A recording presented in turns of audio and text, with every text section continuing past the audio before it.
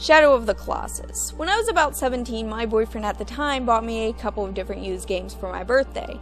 One was Clock Tower 3, which was complete shit. One was Castlevania Lament of Innocence, which was mostly shit but still a lot of fun. And the last was a game I'd never heard of called Eco.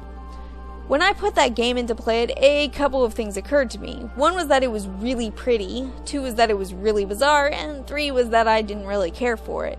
Whether it was because I was only given a stick to fight off shadow creatures, or that I constantly had to look after this useless princess, and when she was captured it was an instant game over, I didn't like it much. Even then I could tell it was a good game, I just didn't care for it. So years later, when the prequel, Shadow of the Colossus, came out, I wasn't in any hurry to buy it. Then I started hearing really good things and decided to give it a try.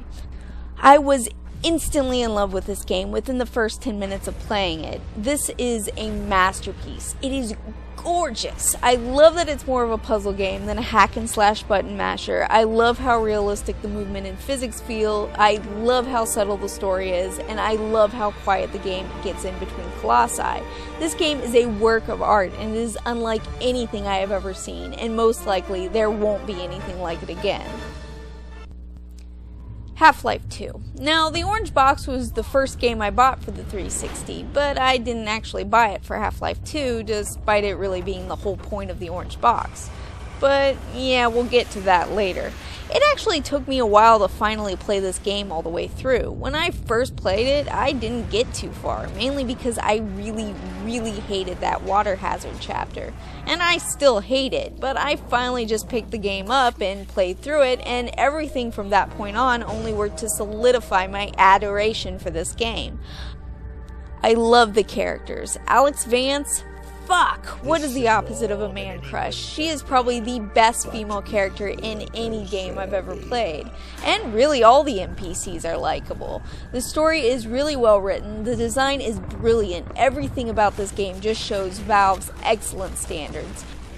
I still remember how blown away I was with the last couple of levels in the original Half-Life 2 game and how disappointed I was when I blew through the other 2 episodes.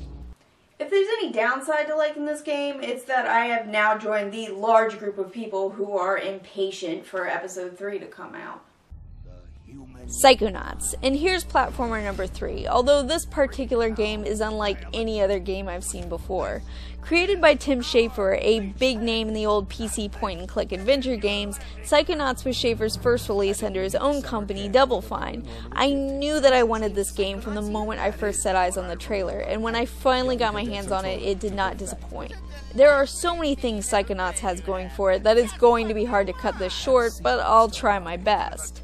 It has some of the best and most colorful characters you'll find in a game, considering that every character has their own unique personality, including those that literally are just a thought in someone else's head. One of the most bizarre premises you're likely to come across, and yet so well written that you do not once question its logic. A look that's reminiscent of Tim Burton, and not to mention that the levels are based on the subconscious of various characters in the game, which in any other case, under any other creator, would probably not be utilized to its full potential. But in this case, under Tim Schafer, every level is totally aesthetically different, creatively laid out, and a joy to explore. Well, apart from the meat circus. I mean, it too is creative, but no matter how many times I play this game, that level will still piss me off. Does it have its flaws? Hell yes. Before Skyrim, this was one of the glitchiest games I had ever played. And the platforming is a bit lacking, but this game benefits from the obvious amount of care that went into it. Every element of it that's good easily overshadows anything that might be wrong with it.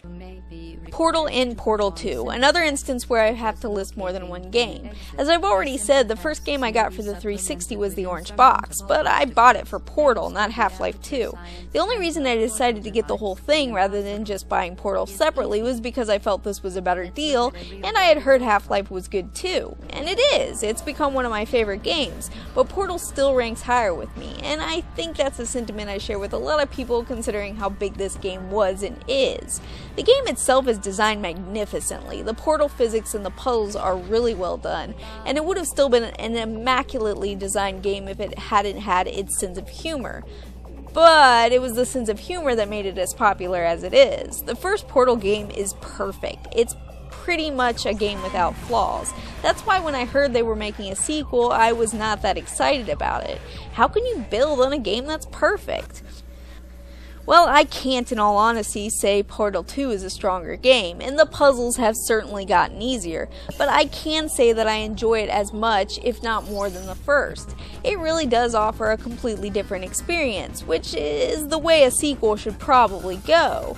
I love the new characters, I love the new story, and I love the feel of it overall. And that ending? Holy shit! One of the greatest video game endings I've seen to date. I loved Portal, I love Portal 2. I think we can put our differences behind us. For science. You monster. So now we come to my number 1 spot, and before I reveal it, I need to give you a little bit of context. Because this game, when compared to some of the others I've listed, will not seem to quite come up to standards. The reason it's at number 1 is pure and simple nostalgia. It was the first truly complex game I ever played, and regardless of what games I play in the future, it will always have a place at number 1. Final Fantasy VII. Prior to playing this game, the only game system I had was the Sega Genesis. When my dad brought home our PlayStation, he brought this game with it because he'd seen an ad playing on a TV screen in Toys R Us and thought it looked cool. This game blew my tiny 9-year-old mind. I cannot possibly describe to you how much I loved this game throughout my childhood, throughout my teen years, and into adulthood. Hell, my last playthrough was a little over a year ago. I love these characters, I love the soundtrack, I love this story. Because of this game, I played all of the other Final Fantasy games since, and yeah, for the most part, they're not that good. I thought 12 wasn't bad, although I couldn't tell you a damn thing about the story. One thing I've noticed is that all of the newer games are so samey. All of the towns look the same, the character design is getting really weird, and the bestiary is basically the same things over and over again. All of the places look different in Final Fantasy VII. It had that huge bestiary with its weird as fuck enemies, and it was a game about the end of the world where things looked like they were in decay. This game probably has a lot of flaws, and I'm sure there are RPGs that have surpassed it and will surpass it. But for me, it will always be my most favorite game of all time. And that's the end of my list. April Fools, I guess. Still, I feel like I should do something to end this review. Something spectacular. Oh, I know. I have always wanted to try the sword trick that Cloud does at the end of battles. Buster Sword. I know what you're thinking. Don't worry, it's pretty solidly built. I'm sure it'll be fine. Alright.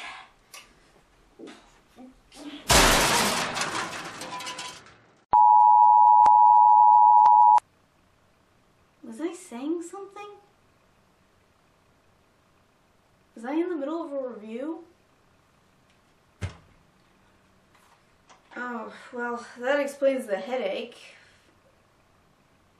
And the bleeding ear. That can't be good. I'm the...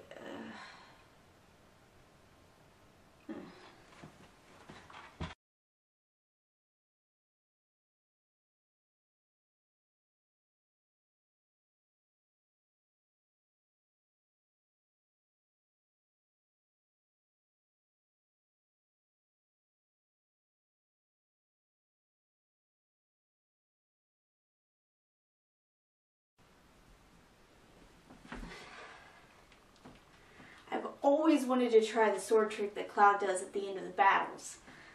Buster Sword. I know what you're thinking. It's pretty solidly built. I don't think anything's going to happen to it.